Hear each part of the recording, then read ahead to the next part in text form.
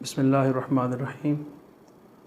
محترم سامعین و ناظرین، آج ہم سورۃ فاتحہ کی تلاوت، ترجمہ اور تفسیر بیان کریں گے۔ بسم اللہ الرحمن الرحیم۔ اللہ کے نام سے شروع جو بڑا مہربان نہایت رحم والا ہے۔ الحمد للہ رب العالمین۔ تمام تعریفیں اللہ تعالیٰ کے لیے جو تمام جہانوں کا پالنے والا ہے۔ الرحمن الرحیم، بہت مہربان نہایت رحم کرنے والا۔ مالک یوم الدین، روز جزا کا مالک۔ ایاک نعبد و ایاک نستعین، ہم تیری ہی عبادت کریں اور تجھ ہی سے مدد مانگیں۔ اہدنا الصراط المستقیم، ہمیں سیدھے راستے پر چلا۔ صراط الذین انعمت علیہم، ان لوگوں کا راستہ جن پر تو نے انعام کیا۔ غیر المغضوب علیہم ولا الضالین، نہ کہ ان کا راستہ جن پر تیرا غضب ہوا اور نہ ہی بھٹکے ہوں کا۔ سورۃ فاتحہ کے فضائل اور ناموں کے حوالے سے بیان کرتے ہیں۔ تو یاد رکھیے، سورۃ فاتحہ کے بے شمار نام ہیں، ان میں سے ایک دو کی وجہ اور فضیلت بیان کروں گا۔ سورۃ فاتحہ کو سورۃ فاتحہ کہنے کی وجہ کیا ہے؟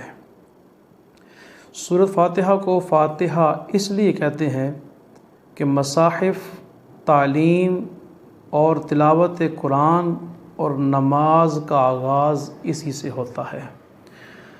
دوسرے نمبر پہ حمد سے ہی ہر کام کی ابتدا ہوتی ہے۔ تیسری وجہ یہ ہے کہ لوح محفوظ پر پہلے اسی کو لکھا گیا اور تمام صورتوں سے یہ پہلے نازل ہوئی۔ اس کے بعد سورۃ فاتحہ کو سبع مثانی بھی کہا جاتا ہے۔ اس کی وجہ یہ ہے کہ اس کی 7 آیات ہیں۔ سبع میں نے 7، اس کی 7 آیات ہیں، اس لیے اس کو سبع مثانی کہا جاتا ہے کہ اس کی ہر آیت قرآن پاک کے 7ویں حصے کے برابر ہے۔ جس نے اس سورت کو پڑھا گویا اس نے پورے قرآن کو پڑھ لیا۔ اس کی وجہ ایک اور بھی ہے سبع مثانی کہنے کی، کہ اس کی 7 آیات ہیں اور جہنم کے 7 دروازے ہیں۔ جو ان 7 آیات کو یعنی سورہ فاتحہ کو پڑھ لیتا ہے، جہنم کے دروازے اس کے لیے بند ہو جاتے ہیں۔ یہ اس کے نام کے حوالے سے کچھ بیان کیا۔ تو اب سورۃ فاتحہ کے فوائد اور فضائل کے حوالے سے بیان کرتے ہیں۔ تو سورۃ فاتحہ کے بے شمار فضائل ہیں اور فوائد ہیں۔ ان میں سے ایک یہ ہے، مسلم شریف کی حدیث پاک ہے، سرکار دو عالم صلی اللہ علیہ وسلم کی بارگاہ میں آسمان سے ایک فرشتہ نازل ہوا اور آ کر عرض کی، یا رسول اللہ صلی اللہ علیہ وسلم، آپ کو مبارک ہو کہ اللہ نے آپ کو 2 نور ایسے عطا فرمائے ہیں جو آپ کے علاوہ کسی اور نبی کو عطا نہیں ہوئے۔ اس نے عرض کی، ایک سورۃ فاتحہ اور دوسرا سورہ بقرہ کی آخری آیتیں ہیں۔ اسی طرح ترمذی شریف کی حدیث پاک میں ہے، سرکار دو عالم صلی اللہ علیہ وسلم نے ارشاد فرمایا سورہ فاتحہ کی مثل تورات، زبور، انجیل میں کوئی بھی صورت نازل نہیں ہوئی۔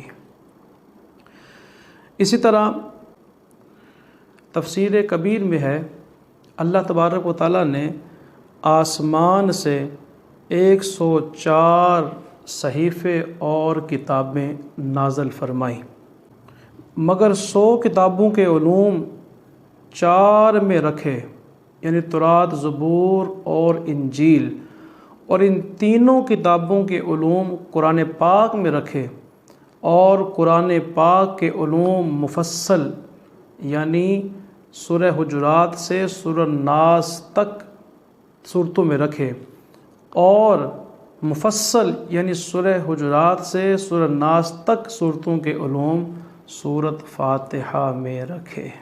اللہ تبارک و تعالی ہمیں سورہ فاتحہ کے فضائل سمجھنے کی توفیق عطا فرمائے۔ سورہ فاتحہ کے پہلے لفظ الحمدللہ، تمام تعریفیں اللہ تعالیٰ کے لیے۔ حمد کا معنی ہے تعریف کرنا، اور حمد کامل وہ ہے جو اللہ تعالیٰ نے اپنی خود فرمائی، یا وہ حمد ہے جو انبیاء علیہ السلام کی زبان سے بیان ہوئی، یا حمد کامل وہ ہے جس کو اولیاء اللہ نے اللہ کی بارگاہ میں پیش فرمایا۔ حمد کئی طرح سے کی جا سکتی ہے۔ حمد کی ڈیفینیشن اور تعریف یہ ہے، صوفیاء کے نزدیک حمد محمود کے کمال ظاہر کرنے کا نام ہے، اور شیخ داؤد کسری فرماتے ہیں حمد کی 3 قسمیں ہیں، قولی، فعلی، حالی۔ قولی حمد یہ ہے کہ انسان زبان سے اللہ تبارک و تعالیٰ کی حمد بیان کرے۔ فعلی حمد یہ ہے کہ بندہ اپنے بدن سے، بدن کے کئی حصوں سے اللہ کی حمد بیان کرے۔ وہ کس طرح سے؟ حمد کئی حصوں سے کرنے کا، بدن کے کئی حصوں سے حمد کرنے کی وجہ یہ ہے، اس کا طریقہ یہ ہے، زبان کی حمد یہ ہے بندہ زبان سے اللہ تعالیٰ کی تعریف بیان کرے۔ آنکھوں کی حمد یہ ہے کہ ان آنکھوں سے کعبہ شریف، روضہ رسول اور قرآن پاک کی زیارت کرے۔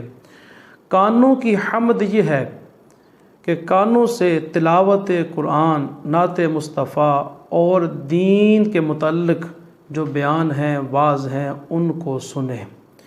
ہاتھ اور پاؤں کی حمد یہ ہے، ان ہاتھ اور پاؤں سے وہ کام کرے، ان کاموں کو بجا لائے جن کا اللہ پاک نے حکم دیا ہے، اللہ اور اس کے رسول کی اطاعت و فرما برداری کرے۔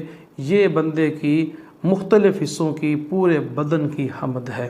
اللہ ہمیں سارے بدن کی ہر طرح سے حمد کرنے کی توفیق عطا فرمائے۔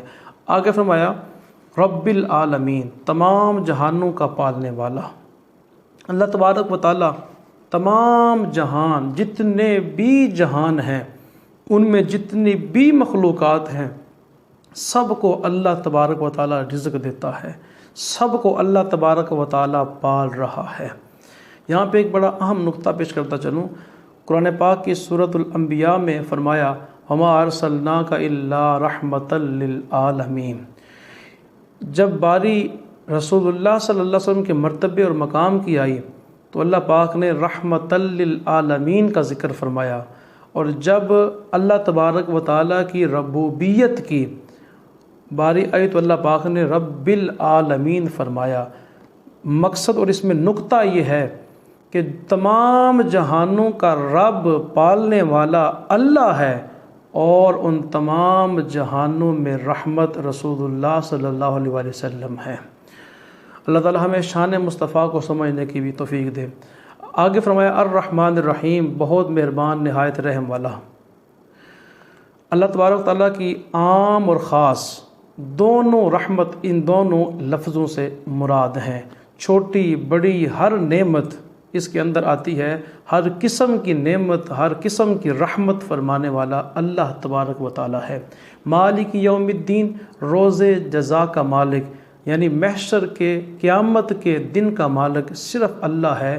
اس دن سارے تعلق، سارے رشتے، ساری بادشاہیاں، ساری حکمرانیاں ختم ہو جائیں گی، صرف اور صرف خدا کی حکمرانی ہوگی، صرف اللہ کا ہی حکم چلے گا۔ اس دن کا اللہ پاک نے ذکر فرمایا، روز جزا کا مالک۔ ایاک نعبد و ایاک نستعین، ہم تیری ہی عبادت کریں اور تجھ ہی سے مدد مانگیں۔ صرف اور صرف اللہ ہی عبادت کے لائق ہے اور اللہ ہی کی بارگاہ سے مدد طلب کرنی چاہیے، مانگنی چاہیے۔ خدا کے سوا کسی اور کو عبادت کے لائق سمجھنا یا ماننا یہ بندے کو ایمان سے خارج کر دیتا ہے، بندہ مشرک ہو جاتا ہے۔ اللہ ہمیں اس سے بچنے کی توفیق عطا فرمائے۔ آگے فرمایا اہدنا الصراط المستقیم، ہمیں سیدھے راستے پر چلا، اور پھر فرمایا صراط الذین انعمت علیہم، ان لوگوں کا راستہ جن پر تو نے انعام کیا۔ سیدھا راستہ کون سا ہے؟ سیدھا راستہ وہ ہے جو جنت کی طرف لے جاتا ہے۔ سیدھا راستہ وہ ہے جو اللہ نے اپنے پیارے حبیب صلی اللہ علیہ وسلم کو عطا فرمایا۔ گویا کہ قرآن انبیاء علیہم السلام، صحابہ کرام علیہم الرضوان اور اولیاء کرام کے راستے پہ چلنا، ان کے طریقے پہ چلنا، یہ سیدھا راستہ ہے۔ اللہ پاک نے آگے خود وضاحت فرمائی، صراط الذین انعمت علیہم، ان لوگوں کا راستہ جن پر تو نے انعام کیا۔ سورۃ النساء میں آیت ملتی ہے، وہ انعام یافتہ لوگ ہیں کون؟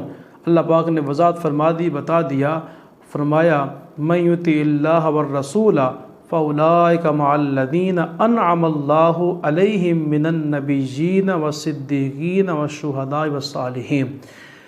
تو اس میں 4 لوگوں کا ذکر فرمایا۔ سب سے پہلے انعام یافتہ لوگ انبیاء علیہ السلام ہیں، اس کے بعد صدیقین ہیں، اس کے بعد شہداء ہیں، اس کے بعد صالحین ہیں، یعنی جنہیں ہم اپنی زبان میں اللہ والے کہتے ہیں۔ تو یہ ہے سیدھا راستہ، اور یہ لوگ ہیں انعام یافتہ۔